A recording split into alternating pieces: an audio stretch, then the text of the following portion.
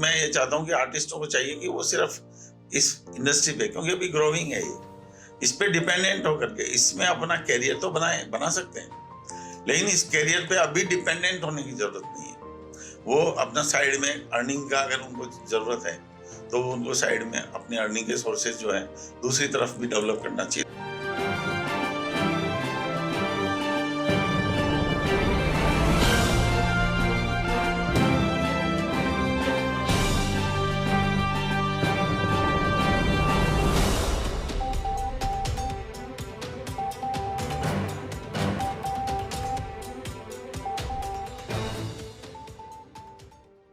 नमस्कार दोस्तों, दिल की बात आपसे सब तक नया एपिसोड, नई शख्सियत और फिर से नई जानकारी।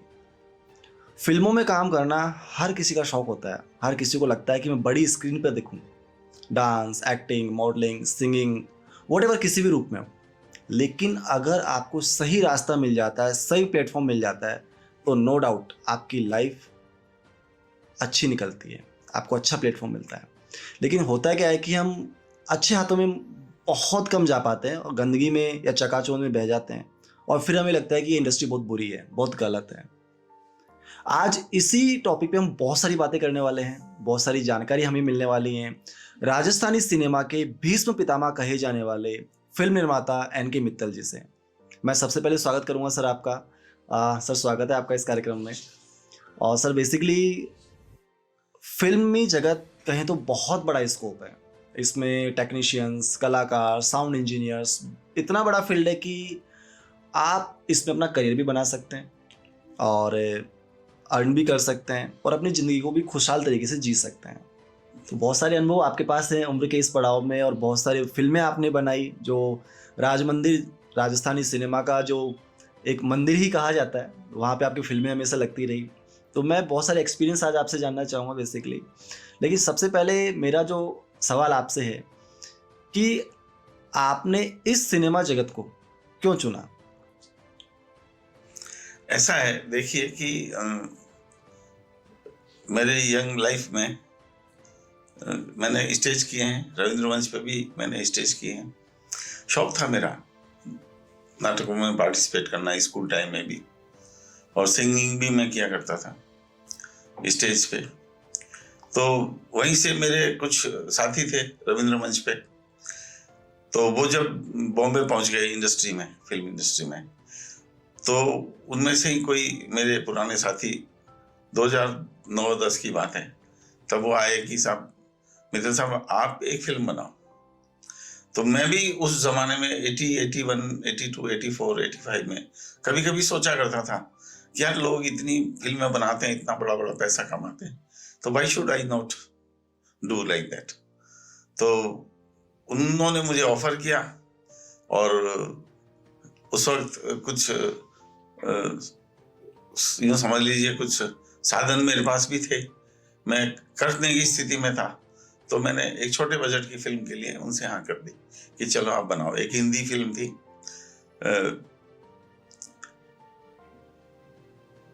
नाम ये मेरे को याद नहीं आ पा रहा, वो हमने शूट की थी, मैं ये मन बावरा।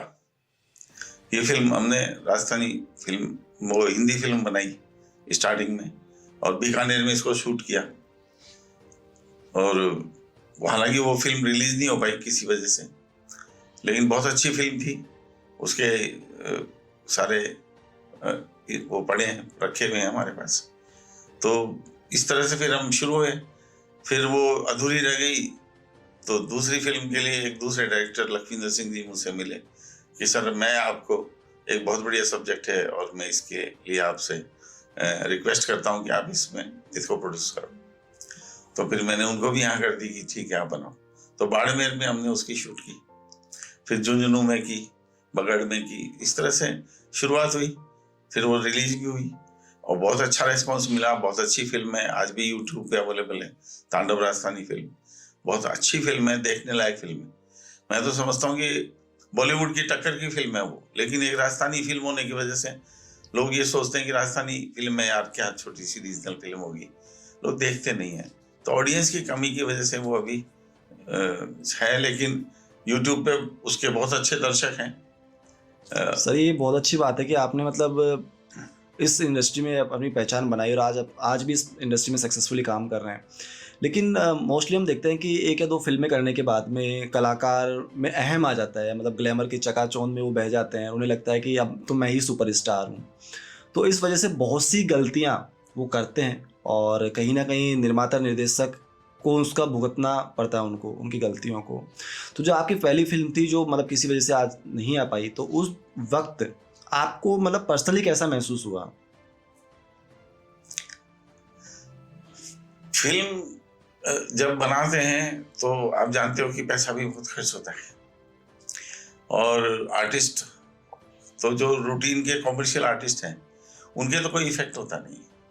उनकी तरफ से तो प्रोड्यूसर को लॉस हो प्रॉफिट हो, they don't worry for that, क्योंकि वो कॉमर्शियल आर्टिस्ट होते हैं, वो काम करते हैं, अपना पैसा लेते हैं और अपना चले जाते हैं। लेकिन बहुत से आर्टिस्ट ऐसे होते हैं जो नए होते हैं, उनको शौक होता है, और वो नए नए आते हैं इंडस्ट्री में, तो ग्लैमरस लाइफ देखते हैं, तो कई लोग मिसगाइड हो जाते हैं और फिर वो इससे अपने आप ही दूर भी हो जाते हैं। क्योंकि ग्लैमरस लाइफ तो है इंडस्ट्री में, नो डाउट, क्योंकि फ्रैंकनेस इसमें बहुत ज़रूरी होती है। आदमी दब के या सोच के काम नहीं कर सकता, उसको जो कहानी की रिक्वायरमेंट है वो करनी पड़ेगी। उसको जो फिल्म डायरेक्टर चाहता है वो उसको उसमें दिखाना ही पड़ेगा, क्योंकि कहानी की रिक्वायरमेंट होती है। तो वो सब चीज़ें जब वो देखते हैं, करते हैं, तो बहुत से लोग तो जो समझदार होते हैं वो तो इसमें टिके रहते हैं, और बहुत से लोग जो मिसगाइड हो जाते हैं तो उनके लिए तो फिर कुछ कहा नहीं जा सकता। सर, यहाँ पे एक सिस्टम और देखा है मैंने, मतलब अभी जैसे कई कई बार जो निर्माता निर्देशक होते हैं वो बच्चों को या नए कलाकारों को ट्रेन करने के लिए वर्कशॉप ऑर्गेनाइज करते हैं। और नो डाउट वर्कशॉप फ्री में तो हो नहीं सकती, बिकॉज बहुत मेहनत लगती है, फिल्म बनाने में पैसा बहुत लगता है। तो वर्कशॉप के नाम पे अगर कोई चार्जेस करते हैं फ़ी, नॉमिनल अमाउंट, ताकि उनको भी लगे कि हाँ हमने पैसे देके कुछ सीखा है, अदरवाइज फ्री की तो कोई कदर करता नहीं है। कुछ समय बाद ऐसा होता है कि वो अपना ग्रुप बना लेते हैं, संगठन बना लेते हैं अपना, और जिस भी निर्माता निर्देशक ने वर्कशॉप ऑर्गेनाइज करी थी उसी के खिलाफ वो खड़े हो जाते हैं, उनको नीचा दिखाने के लिए या मार्केट में बदनाम करने के लिए। तो बेसिक कभी ऐसा इंसिडेंट आपके साथ हुआ सर? नहीं, ऐसा हमारे साथ तो कुछ नहीं हुआ, क्योंकि हमने तो आज तक जो भी वर्कशॉप वगैरह की है, जो इनको भी आर्टिस्टों को लिया है, हमने कभी उनसे 1 रुपया भी नहीं लिया। और न हमारे ये आज आगे की भी ये सोच है कि हम किसी आर्टिस्ट से पैसा लेके फिर उससे काम लें। हमने तो ऐसा कभी किया नहीं, लेकिन फिर भी उसके बावजूद भी बहुत से आर्टिस्ट ऐसे हैं जिनको हमने प्लेटफॉर्म दिया और उन्होंने अच्छा एक्ट भी किया, उनसे करवाया हमने अच्छा एक्ट, लेकिन उसके बाद में फिर उनमें ईगो आ गया। ऐसे हैं बहुत से, उनको छोटी छोटी बातों पे वो तुरंत नेगेटिव हो जाते हैं। ऐसे भी कई आर्टिस्ट हैं। तो ये सब चीज़ें जो है लॉन्ग रन में उनके लिए भी ठीक नहीं है और इंडस्ट्री के लिए भी ठीक नहीं होती। तो आर्टिस्ट को चाहिए कि अगर कोई प्लेटफॉर्म उन्हें दे रहा है तो ये उनके लिए उनको मौका दे रहा है, ये भी बहुत बड़ी बात है, क्योंकि प्रोड्यूसर जानता है कि कहाँ से पैसा लाता है, कैसे खर्च करता है और कितनी बड़ी रिस्क लेता है पैसे के लिए। क्योंकि कोई भी बिजनेसमैन अगर पैसा लगाता है तो उससे अर्न करने की सोचता है, और कई बार बीच में आर्टिस्ट छोड़ के चले जाते हैं तो भी बहुत तकलीफ होती है, क्योंकि जो शूट किया हुआ मटेरियल होता है वो रीशूट करना पड़ता है, फिर दूसरे आर्टिस्ट को लेके करना पड़ता है। तो ये छोटे छोटे नए आर्टिस्टों के लिए भी ठीक नहीं है और इंडस्ट्री के लिए भी ठीक नहीं है। आर्टिस्ट को चाहिए कि वो अपना धर्म निभाए। आर्टिस्ट का काम होता है, अगर वो आर्टिस्ट है, चाहे वो सिंगिंग का हो, एक्टिंग का हो या बैकग्राउंड का टेक्नीशियन हो, कुछ भी हो। कई बार टेक्नीशियन, कैमरामैन, ये लोग भी बड़े गड़बड़ कर देते हैं, शूट बिगाड़ देते हैं, जो शूट किया हुआ मटेरियल है उसको डिस्टर्ब कर देते हैं। तो ये सब चीज़ें होती रहती हैं, चलती रहती हैं, लेकिन प्रोड्यूसर, डायरेक्टर थोड़ा सा सेफ साइड भी रखते हैं। उनको भी ध्यान रखना पड़ता है कि जो भी मटेरियल शूट हो रहा है उसको सेफ रखें या उसकी कॉपी भी रखें। तो ये सब चलता है sir. No doubt sir, film बनाना अपने में बहुत बड़ी जिम्मेदारी है और बहुत बड़ा रिस्क है। बहुत सारे फंडामेंटल्स इसके साथ में जुड़े हुए हैं, प्लस पॉइंट माइनस पॉइंट सब इसके साथ में है। लेकिन सच्चाई ये है कि जितनी जिम्मेदारी, जितना हेडक लेके निर्माता निर्देशक की फिल्म बनाता है, अगर उसके साथी कलाकार, जैसे कि आपने कहा, चाहे वो आर्टिस्ट हो, चाहे सिंगिंग में हो, चाहे डांस बैकग्राउंड डांसर्स हो, चाहे टेक्नीशियंस हो, अगर वाकई में पूरी शिद्दत से वो भी काम करें तो नो डाउट एक फिल्म बहुत अच्छी भी बनती है। और आई थिंक जब सभी अपने नाम को, अपने कैरेक्टर को जब पर्दे पे देखते हैं, बड़े पर्दे पे, तो सभी को खुशी होती है। लेकिन सबसे बड़ा दुर्भाग्य ये है सर, जिसे हम राजस्थानी सिनेमा का दुर्भाग्य भी कह सकते हैं, कि हम सभी एक साथ एक मंच पे पूरी शिद्दत के साथ, पूरी ईमानदारी के साथ कभी नहीं आ पाते। और यही वजह होती है कि हम हमेशा जूझते रहते हैं अपने आप से भी, कलाकारों के साथ भी।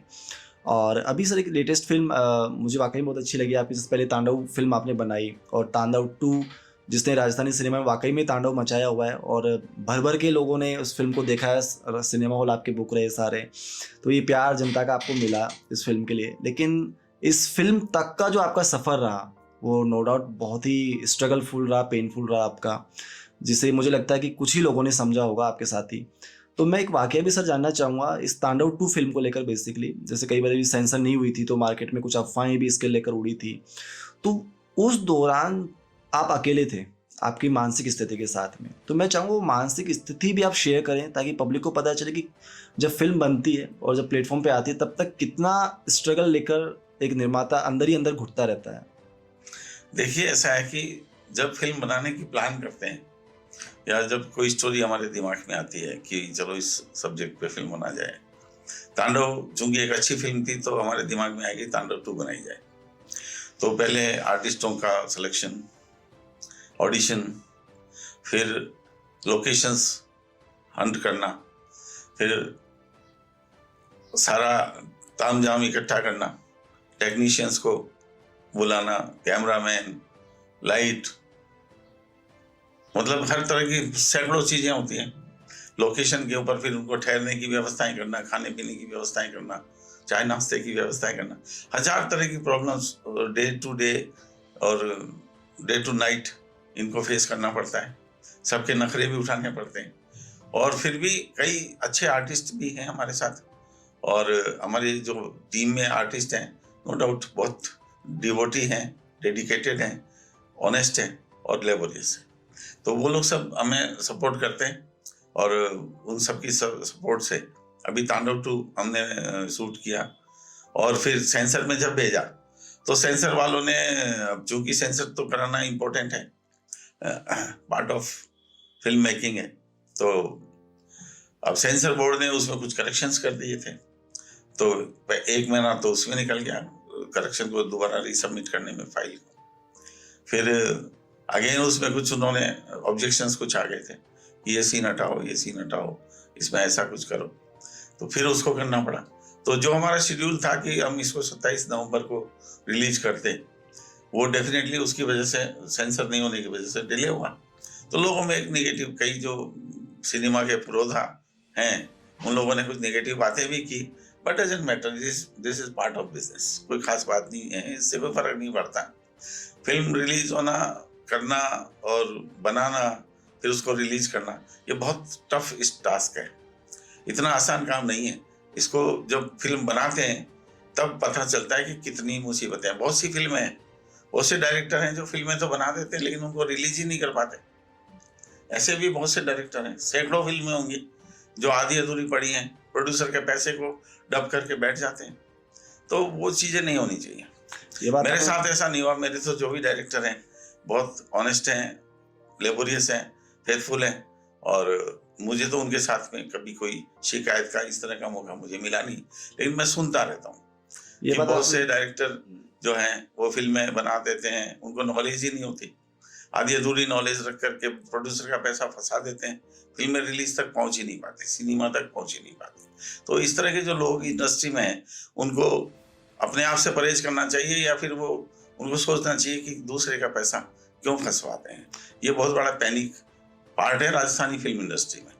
राजस्थान में क्या है कि बड़े जो डायरेक्टर हैं, जो बॉलीवुड के डायरेक्टर्स हैं, तो वो तो इतने छोटे बजट की फिल्में बनाते नहीं, सही बात है। और अभी राजस्थान फिल्म इंडस्ट्री में बड़े बजट की फिल्म इसलिए बनाना पॉसिबल नहीं है कि अभी इसकी रिकवरी नहीं है, तो कोई भी प्रोड्यूसर इतनी बड़ी रिस्क नहीं ले सकता। तो अभी मीडियम बजट की फिल्में हम बनाते हैं और कोशिश करते हैं कि मीडियम बजट की, छोटे बजट की फिल्में बना करके भी हम एक बॉलीवुड की फिल्मों से कॉम्पिटिशन करें और अच्छी फिल्म जनता को देखने को दें। अभी इसी प्रयास में हमने तांडव 2 फिल्म बनाई है, और लोगों ने इसकी बहुत सराहना की है। जिसने भी देखा है फिल्म में कोई किसी तरह की किसी की शिकायत हमें आज तक नहीं मिली और ईश्वर की कृपा है हमारी राजस्थान की जनता की, हमको जो प्यार मिल रहा है वो बेशुमार मिल रहा है।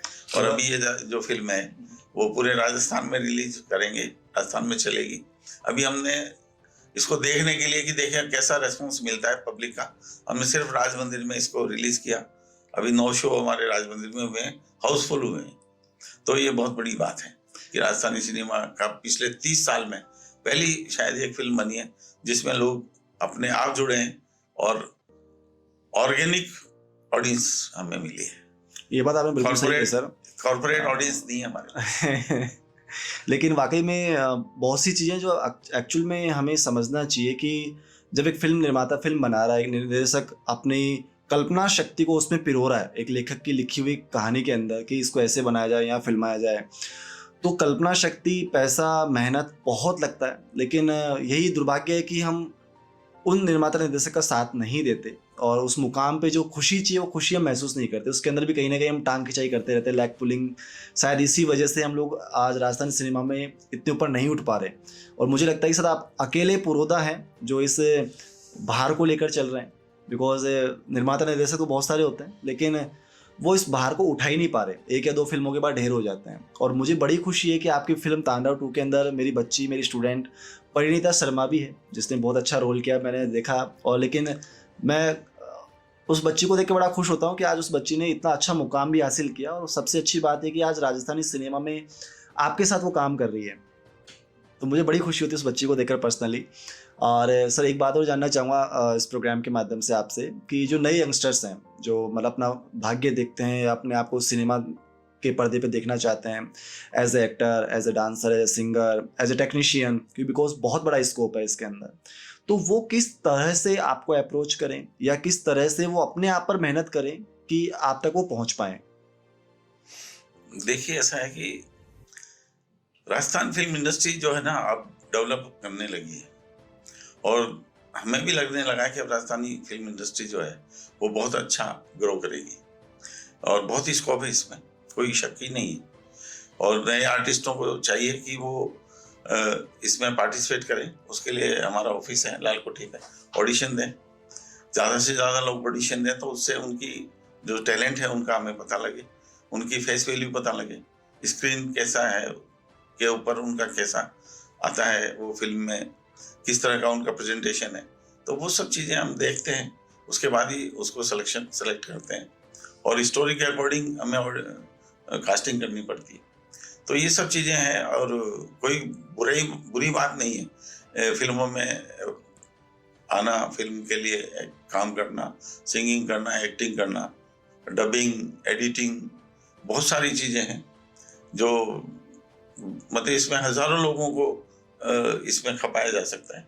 लोगों को कोई दिक्कत नहीं है इसमें, लेकिन डेडिकेशन चाहिए इसमें भी।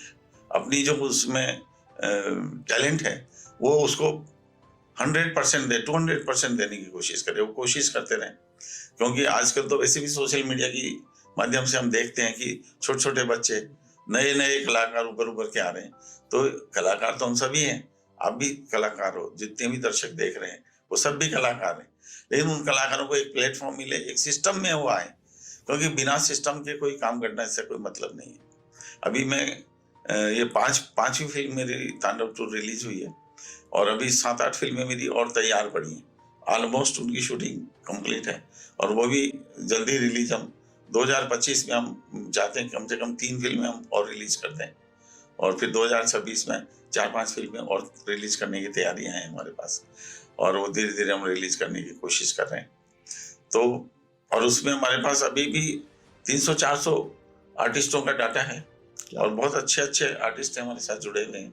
तो लेकिन मैं ये चाहता हूँ कि आर्टिस्टों को चाहिए कि वो सिर्फ इस इंडस्ट्री पे, क्योंकि अभी ग्रोइंग है ये, इस पे डिपेंडेंट होकर के इसमें अपना कैरियर तो बना सकते हैं, लेकिन इस कैरियर पे अभी डिपेंडेंट होने की जरूरत नहीं है।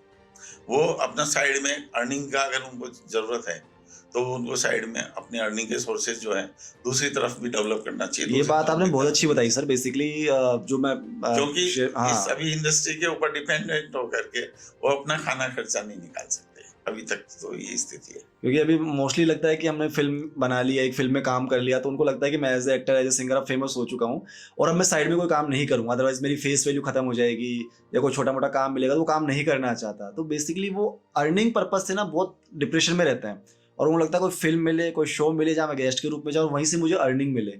और ये बात आपने फ्रेंकली जो कही बहुत अच्छी बोली है कि एक्चुअल में आप पूरी तरह से इस पर डिपेंडेंट ना रहें, साथ में अर्निंग सोर्स कोई ना कोई जरूर रखें। कोई भी काम छोटा बड़ा नहीं होता, बिल्कुल बिकॉज फिल्म के अंदर भी आप बहुत सारे रोल करते हैं, छोटे से लेके बड़े रोल तक होते हैं। कोई भी काम छोटा या बड़ा नहीं होता, काम कोई भी हो, काम अच्छा होना चाहिए, उसमें छोटे बड़े का नहीं सोचना चाहिए। और जब एक्टिंग का मौका मिले तो एक्टिंग करो, बाकी अपना जो रूटीन का काम है वो रूटीन का काम करते रहें, क्या बुराई है इसमें।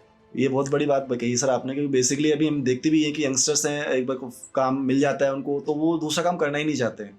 उन्हें लगता है कि बस अब मैं स्टार बन गया हूँ, अब शायद कोई और काम करूंगा तो शायद वो छोटा हो जाएगा या कोई कह देगा यार तो एक्टर है तो ये जॉब क्यों कर रहा है। ये तो बड़े बड़े एक्टर हैं, चाहे आप अमिताभ बच्चन जी को ले लीजिए, चाहे आप रेखा जी को ले लीजिए, या और जितने भी सलमान खान हैं, शाहरुख खान है, या बड़े बड़े आमिर खान हैं, जितने भी बड़े एक्टर्स हैं, इनके कोई ये थोड़ी है कि खाली वो एक्टिंग के ऊपर ही डिपेंडेंट है।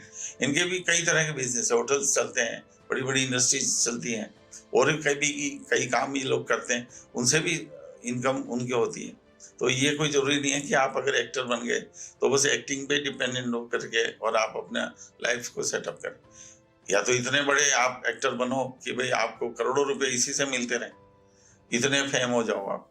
तो उसके लिए तो बहुत लंबी रेस चलनी पड़ेगी, बहुत दौड़ना पड़ेगा, बहुत इतना मेहनत भी आसान करनी काम पड़ेगी नहीं साथ में कि आप यूं इमीडिएटली पॉपुलर हो जाएं। ये कोई राणा मंडल तो है नहीं, या अभी जो लड़की वहाँ कुंभ में जो फेमस हुई थी वो फेमस मोनालिसा, तो वो तो तकदीर की बादशाह है। वो तो आप हर आदमी मोनालिसा और हर आदमी रानू मंडल नहीं बन हो सकता सकती। लेकिन सर तो वो भी ये- टाइम बहुत शॉर्ट होता है कि आते हैं और कुछ समय बाद गायब हो तो- जाते हैं फिर वो तो बरसाती मेंढक होते हैं जो टर किया और फिर वापस, क्योंकि वो टैलेंट, इसमें रेगुलर टैलेंट चाहिए, रेगुलर वर्कआउट चाहिए। ये अभी मैं अगर रेगुलर फिल्में नहीं बनाऊंगा तो मैं भी आउट हो जाता अब तक। तो आज मैं रेगुलर फिल्में बना रहा हूँ और राजस्थानी फिल्में बना रहा हूँ, वो भी डेडिकेशन के साथ। मेरा जो सोच है कि भाई राजस्थानी फिल्म इंडस्ट्री एक बार खड़ी हो जाए और इसका फायदा भले किसी को भी मिले, डजंट मैटर। आई डोंट सबसे बड़ी बात है इसका फायदा मैं ही उठाऊं। राजस्थानी फिल्म इंडस्ट्री चलती रहनी चाहिए, यहाँ लोगों को रोजगार मिले, यहाँ हजारों लोग इस इंडस्ट्री से जुड़े, मेरी यही सपना है। और मैं तो यही चाहता हूँ कि राजस्थान फिल्म इंडस्ट्री आगे बढ़ती रहे और नई नई फिल्में राजस्थानी बनती रहें, लोगों को देखने को मिलती रहें और अच्छी फिल्में बनाएं। इसमें म्यूजिक बेस्ड फिल्में हों और स्टोरी बेस्ड फिल्म हो और मैसेज बेस्ड फिल्में हों, तो ये बहुत ज़रूरी है। हम भी यही कोशिश करते हैं। सर एक बात और मैं आप सभी के साथ शेयर करना चाहूँगा बेसिकली कि राजस्थानी सिनेमा का जैसे OTT ऐप बहुत सारे मुंबई के अंदर, तो राजस्थानी सिनेमा कोई OTT ऐप नहीं था, लेकिन आपने कभी रिसेंटली नया OTT ऐप भी लॉन्च किया है, तो मैं चाहूँ थोड़ा सा उस पर प्रकाश डालें आप। अभी हमने OTT ऐप शुरू किया है टाकीज 24 के नाम से, और अभी इसकी हमने ज़्यादा वाइड पब्लिसिटी भी नहीं की, बहुत ज़्यादा कंटेंट भी नहीं है इस पर, लेकिन फिर भी हमारी करीब 7-8 फिल्में इसमें डाली हुई हैं, शॉर्ट फिल्में डाली हुई हैं और सीरियल्स अभी डाल रहे हैं, और इसके लिए बहुत सारा काम अभी करना बाकी भी है और कर भी रहे हैं। तो बहुत जल्दी अभी इसकी पब्लिसिटी शुरू करने वाले हैं, और कोई भी अपना एंड्रॉयड सेट पे टाकीज 24 हमारा जो ऐप है उसको डाउनलोड कर सकते हैं और हमारी कंटेंट्स को देख सकते हैं, और बहुत अच्छे इंटरेस्टिंग और बहुत ही हेल्दी कंटेंट हम लोग बनाते हैं और वही डालते हैं। आज मुझे लगता है कि बहुत शॉर्ट एंड स्वीट के अंदर आपने इतनी जो चीज़ें शेयर करी हैं, और मुझे लगता है कि कोई भी फिल्म निर्माता इस तरह से खुल के इन चीज़ों को बोलता होगा कि आपको अपने अनुभव आपके साथ भी काम करना है और पूरी तरह से इस पर डिपेंड नहीं रहना है। बेसिकली जो आपने बहुत इंपॉर्टेंट पॉइंट शेयर किया कि आपको साइड में कोई ना कोई अर्निंग सोर्स बना के रखना पड़ेगा। नो डाउट आपको आप में टैलेंट है डांस का, एक्टिंग का, मॉडलिंग का, तो प्लेटफॉर्म आपके साथ अब सामने अवेलेबल है इनके मित्तल जी के पास में। आप उनसे संपर्क करें, उनके जो डायरेक्टर हैं दालकोटी जो ऑफिस है वहाँ पे आप संपर्क कर सकते हैं और कोशिश करें। मंजूर भाई भी मेरे डायरेक्टर हैं, मंजूर अली कुरैशी, मतलब इनके 2 डायरेक्टर जो मुझे लगता है कि जिन पे आप पूरी तरह से हैं, हैं, लखविंदर सिंह जी और मंजूर अली कुरैशी जी, जिन्होंने मेहनती डायरेक्टर हैं, इसमें कोई शक जिनके साथ मिलके इन्होंने काफी सारी फिल्में नहीं। बनाई। डायरेक्टर से संपर्क करें हाँ। और मेरा अभी भी इरादा है कि मैं रेगुलर फिल्में बनाता रहूंगा, रेगुलर शॉर्ट फिल्में, सीरियल, वेब सीरीज, गाने, वीडियोस, राजस्थानी, ये सब मेरा बनाने का अभी भी प्लान चल रहा है। तो ज़्यादा से ज़्यादा लोग जुड़ें और अपना टैलेंट इसमें दिखाएं, क्योंकि फिल्म एक ऐसा माध्यम है जिससे हमारा टूरिज्म भी बढ़ता है। हमने राजस्थान की लोकेशंस दिखाते हैं, राजस्थान में एक से एक बढ़िया लोकेशंस हैं जो अभी छुपी हुई हैं। ये बात आपने बिल्कुल सही कही सर। आप देखो ना कि राजस्थानी सिनेमा के अंदर या राजस्थान जो इतनी लोकेशंस पे नहीं पहुंच पा रहा है, आज बॉलीवुड की फिल्में हैं, साउथ की फिल्में हैं, इवन हॉलीवुड तक की फिल्में अपने राजस्थान में शूट होती हैं। इतनी प्यारी प्यारी लोकेशंस वो लोग हंट कर लेते हैं शूटिंग्स के लिए, और हम लोग उन लोकेशंस तक अभी तक पहुंच ही नहीं पा रहे, है ना। नहीं, अब उसके लिए भी प्रयास चल रहे हैं। अभी हमने तांडव में बहुत अच्छी लोकेशंस दिखाई हैं और डेफिनेटली लोगों ने उसको प्रशंसा की है। और सर मैं बेसिकली आपका थैंकफुल हूँ कि आपने इतना समय भी हमें दिया, हमारे व्यूवर्स के लिए इतना टाइम आपने निकाला। और हमारे एक प्रोग्राम का छोटा सा उसूल है सर कि हमारे जो गेस्ट ऑफ ऑनर होते हैं प्रोग्राम में, वो हमारी ऑडियंस के लिए राष्ट्र, समाज और परिवार के नाम एक प्यारा सा संदेश भी डेडिकेट करते हैं। तो मैं चाहूँगा कि अच्छा सा संदेश आप भी डेडिकेट करें। मेरा संदेश यही है कि आपका जो ये प्रोग्राम है ये ज़्यादा से ज़्यादा लोग देखें, क्योंकि इनका प्रयास हमेशा यही रहता है कि लोगों के दिल की बात निकाल करके ये आपके सामने लेके आते हैं। और जो दिल की बात होती है वो डेफिनेटली प्रेरणादायक होती है। तो प्रेरणा में जो मैंने अभी बातें की, उससे जो प्रेरणा लेने वाले लोग हैं वो तो ले चुके होंगे। और प्रेरणा में यही है कि आप जो भी काम करें शिद्दत से करें, पूरी मेहनत से करें, अपना 100% दें, ईमानदारी से करें और कंटिन्यूअस करें, रेगुलर करें। क्योंकि चाहे आप फिल्म इंडस्ट्री में काम करें या किसी भी दूसरे अपने काम में लगे हुए हैं, तो उसको पूरी शिद्दत से करें और रेगुलर करें। ये मेरा सबको संदेश है। और फिल्म इंडस्ट्री में बहुत स्कोप है अभी राजस्थानी फिल्म इंडस्ट्री में, और देश और दुनिया में राजस्थान की ऐसी कोई भी फिल्म नहीं है जिसमें हम राजस्थानी या हमारा कुछ कल्चर या हमारी वेशभूषा या हमारा खान पान या हमारे लोकेशंस या हमारी जो बोली भाषा कहीं ना कहीं हर सीरियल में, हमारे किसी भी फिल्म में जरूर आपको देखने को मिलती है। लेकिन हम उसका फायदा नहीं उठा रहे, दुनिया के लोग उठा रहे हैं। हम राजस्थानी लोग फिल्म देखना ही पसंद नहीं करते, सिर्फ पैसा कमाने में लगे रहते हैं।